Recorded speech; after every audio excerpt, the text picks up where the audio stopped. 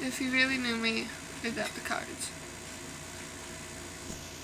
If you would ask people about me, they would say I was happy, always laughing, always having a good time,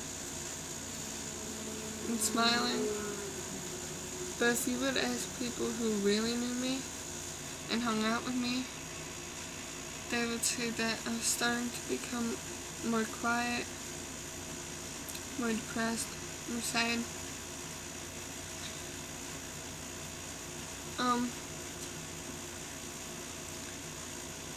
Yeah, it all started back when I was 8 years old. My mom pulled me,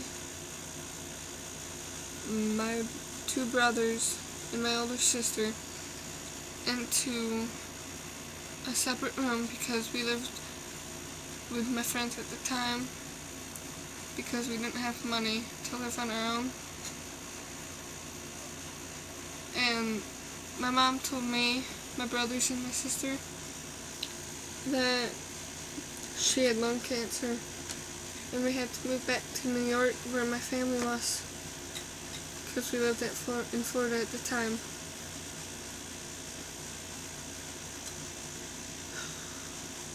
I didn't really care because I knew it was bad. I was kind of sad, but I was happy that we were moving because new start, new place, and I've never liked the same thing. I've always loved to change.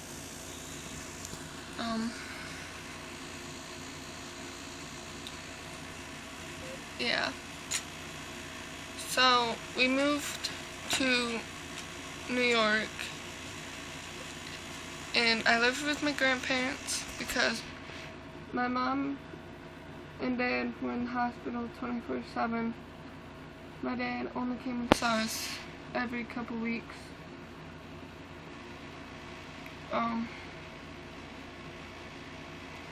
And eventually,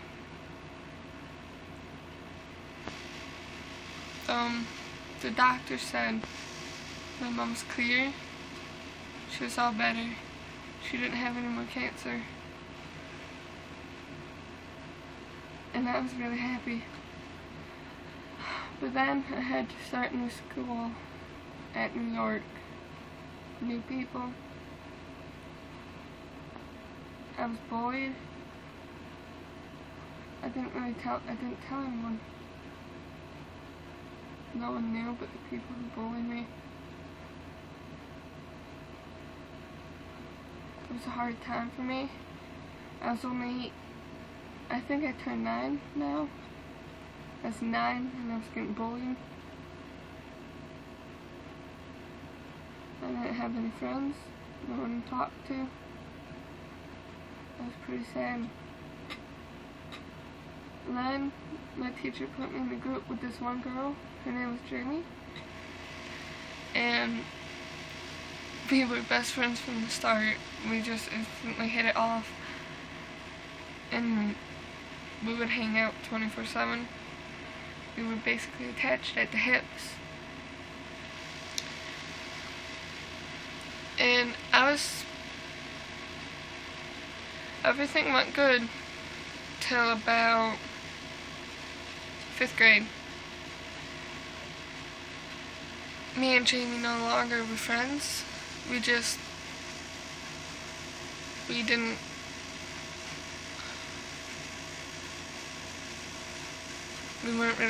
would always argue, and I just couldn't take it. I told her one day that we shouldn't be friends, and that she always brought me down. And then one day, when I had no one to talk to, I was getting bullied again. I went into my room and I saw a pair of scissors sitting on my bed. And I put it to my wrist and I cut. it wasn't just one cut. It was about 5. I didn't hide them. I left them out there and open to see if anybody would notice. And they didn't. Everyone didn't care. But since it hurt, I didn't like pain at the time, so I never did it again. And a couple months later, I made a new friend. Her name was Hannah, and we've been friends now for like ever, and we're still friends. But last year, about a year ago, my parents were always fighting. I was on the swim team, and it was at a swim meet. I looked up because I just got my best time ever, and my parents weren't there. I looked around and I was devastated. I started crying. It's the best time I've ever gotten. After that, everything went downhill.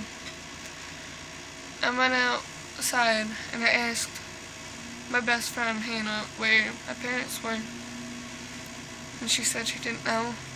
I asked her mom, and her mom said they were fighting and that we left. So I went home,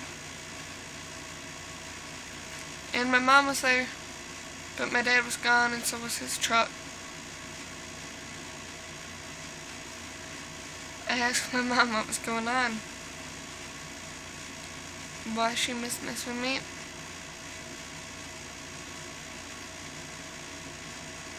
And she pulled us all in the room again,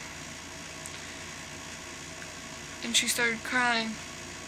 And so did the rest of us. We didn't know what was happening, but we started crying anyways. We asked my mom what was wrong and where our dad was. And she said he was gone. They were getting a divorce. He had cheated on her. I was devastated. I went upstairs. I started in a depression, deep depression. I went upstairs, I grabbed scissors again, and I kept cutting over and over again. They didn't stop. My parents had gotten back together. They were dating now. My dad had cheated on my mom again. 6 different women, maybe more. I couldn't stand them anymore. I was always gone. On my phone. I never talked. Just bad time. And I started cutting again.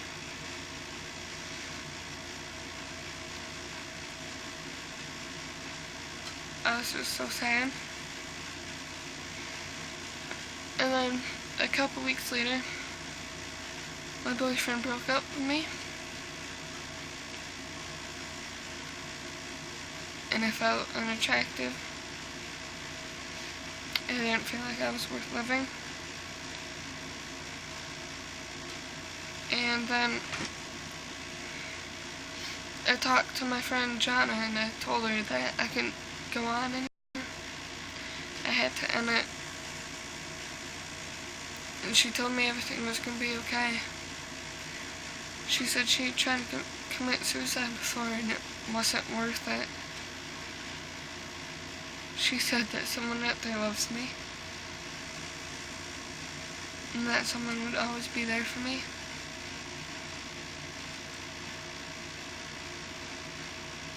And so I didn't try to commit suicide that night, but I did cut.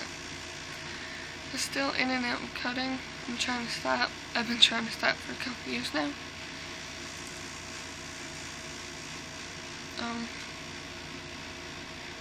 Yeah, so that's basically it for now. That's basically all I want to say.